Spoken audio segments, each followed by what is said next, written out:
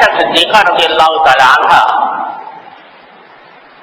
ایک حدیث میں یہ روایت فرماتی ہیں کہ حضور نبی کریم سرور عالم صلی اللہ علیہ وسلم شعبان کے مہینے میں کثرت سے روزے رکھا کرتے. رمضان کی تیاری سمجھ لیجیے، اس کی مشق سمجھ لیجیے، اس کا استقبال سمجھ لیجیے. بہرحال نبی کریم صلی اللہ علیہ وسلم اس مہینے میں کثرت سے نفلی روزے رکھا کرتے. واجب نہیں ہے، فرض نہیں ہے، لیکن کسی بھی دن میں اللہ تبارک و تعالیٰ توفیق عطا فرما دے شعبان کے کسی بھی دن میں، تو روزہ رکھنا عام دنوں کے روزے سے زیادہ فضیلت رکھتا ہے اور زیادہ اجر و ثواب کا موجب ہے. کوئی تعداد مقرر نہیں، کوئی دن مقرر نہیں، بلکہ جس وقت بھی اللہ تبارک و تعالیٰ کی طرف سے توفیق ہو جائے اس میں نفلی روزے رکھنے چاہیے. حضرت عائشہ صدیقہ رضی اللہ تعالیٰ عنہ فرمایا کرتی تھی کہ رمضان کے مہینے میں جو روزے مجھ سے قضا ہو جایا کرتے تھے جسمانی مجبوری کی وجہ سے، تو میں ان کی قضا شعبان میں رکھا کرتی تھی، کیونکہ رسول کریم صلی اللہ علیہ وسلم ان زمانے میں کثرت سے روزے رکھتے تھے، تو میرے لیے روزہ رکھنا آسان ہو جاتا تھا کہ آپ بھی روزے سے ہیں، میں بھی روزے سے ہوں. تو اس سے شعبان کے روزوں کی فضیلت معلوم ہوتی ہے. البتہ ساتھ ہی رسول کریم صلی اللہ علیہ وسلم نے یہ بھی بیان فرمایا، صحابہ کرام کو ہدایت دی کہ رمضان سے کچھ پہلے، ایک دن پہلے یا 2 دن پہلے روزہ نہیں رکھنا چاہیے. ایک دن پہلے یا 2 دن پہلے روزہ چھوڑ دینا چاہیے، روزہ نہیں رکھنا چاہیے. اس کی ایک وجہ تو یہ ہے کہ تاکہ انسان رمضان کا استقبال نشاط کے ساتھ کر سکے، پہلے ہی روزے سے کمزور نہ ہو چکا. ایک وجہ تو یہ علماء کرام نے بیان فرمائی، اور دوسری وجہ جو اس سے زیادہ گہری ہے وہ یہ کہ دین اتباع کا نام ہے. اللہ تبارک و تعالیٰ کے حکم کی اتباع، نبی کریم سرور عالم صلی اللہ علیہ وسلم کے حکم کی اتباع، یعنی اس کی پیروی، حکم ماننا، حکم پر عمل کرنا. دین اس کا نام ہے، اپنا شوق پورا کرنے کا نام نہیں،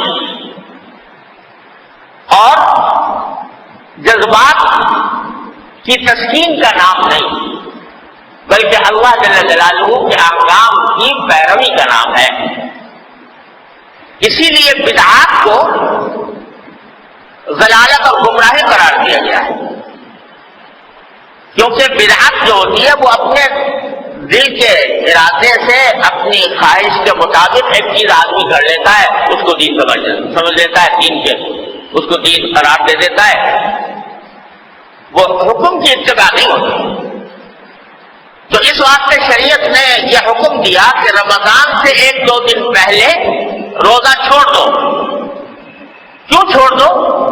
اس لیے چھوڑ دو کہ اگر 1-2 دن پہلے سے روزہ رکھنا شروع کر دو گے تو گویا تم نے اپنی طرف سے رمضان کے روزوں میں اضافہ کر دیا.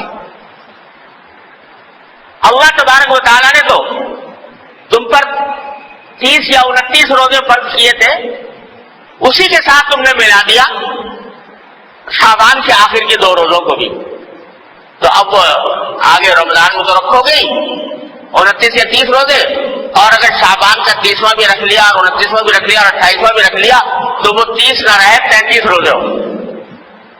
یہ اپنی طرف سے اضافہ ہو، فرض کے اندر اضافہ ہو. اور شریعت اس بات کا بڑا اہتمام کرتی ہے کہ کوئی آدمی اللہ تعالیٰ کے مقرر کیے ہوئے فرائض میں کوئی اضافہ بھی نہ کرے، کوئی کمی بھی نہ کرے. اس لیے منع کیا گیا. آپ نے یہ حکم بھی سنا ہوگا کہ فرمایا گیا کہ ایک طرف یہ فرمایا گیا کہ سحری جب کھاتے ہو روزے میں تو بالکل آخر وقت میں سحری کھانا زیادہ مستحب ہے، بہتر ہے۔ پہلے سے آدمی کھا کے بیٹھ جائے 2-3 گھنٹے پہلے سے پھر کھانا پینا چھوڑ دے، یہ پسند نہیں۔ کیوں پسند نہیں؟ اس لیے کہ روزہ اللہ تعالیٰ نے رکھا ہے صبح صادق سے لے کر غروب آفتاب تک۔ اگر تم نے 2 گھنٹے پہلے سے کھانا چھوڑ دیا تو تم نے روزے کی مقدار میں اپنی طرف سے اضافہ کر دیا، اپنی طرف سے اضافہ کر دیا۔ لہذا نہیں، آخر وقت تک کھاؤ، کیونکہ ہمارا حکم یہی ہے۔ اور اسی طرح افطار کے بارے میں آپ نے سنا ہوگا کہ حدیث میں رسول کریم صلی اللہ علیہ وسلم نے مستحب قرار دیا کہ افطار جلدی سے جلدی کیا جائے، جو ہی سورج غروب ہو اور اس کا یقین ہو جائے کہ سورج غروب ہو چکا، جلدی سے جلدی افطار کرو، اب دیر نہ کرو۔ کیوں؟ اس لیے کہ اگر تم دیر کرو گے تو اپنی طرف سے روزے کی مقدار میں اضافہ کر رہے ہوگے۔ اللہ تعالیٰ نے تو کہا تھا غروب آفتاب تک کرنا، تم نے غروب آفتاب سے آگے بڑھا دیا، یہ اپنی طرف سے بڑھایا، تو یہ اپنی طرف سے کوئی عبادت معتبر نہیں۔ بتلانا یہ منظور ہے کہ نہ بھوکا رہنے میں کچھ رکھا ہے، بھوکا پیاسا رہنے میں، اور نہ کھانے میں کچھ رکھا ہے۔ اصل چیز اللہ تبارک و تعالیٰ کے حکم کی اتباع ہے۔ جب وہ کہے کہ بھوکا رہو بھوکے رہو، جب وہ کہے کہ کھاؤ تو کھاؤ، اس وقت کھانا ہی فضیلت رکھتا ہے، اس وقت کھانے میں ہی ثواب ملے گا، کیونکہ اللہ تعالیٰ کا حکم ہے کہ کھاؤ۔ تو یہی معاملہ شعبان کے آخری 2 روزوں کا بھی۔ اس سے آپ اندازہ لگا سکتے ہیں کہ شریعت نے کتنی باریکی کے ساتھ اس بات کا لحاظ رکھا ہے کہ کوئی شخص دین میں اپنی طرف سے کوئی اضافہ نہ کرے، دین میں اپنی طرف سے کوئی چیز شامل نہ کر دے، چاہے وہ دیکھنے میں اچھی معلوم ہو رہی ہو، چاہے وہ دیکھنے کے اندر عبادت معلوم ہو رہی ہو، لیکن اللہ تبارک و تعالیٰ کی مقرر کردہ طریقے کے خلاف ہے، اس لیے اعتبار نہیں ہوتا، وہ پسندیدہ ہی نہیں، اس پر گناہ ہے۔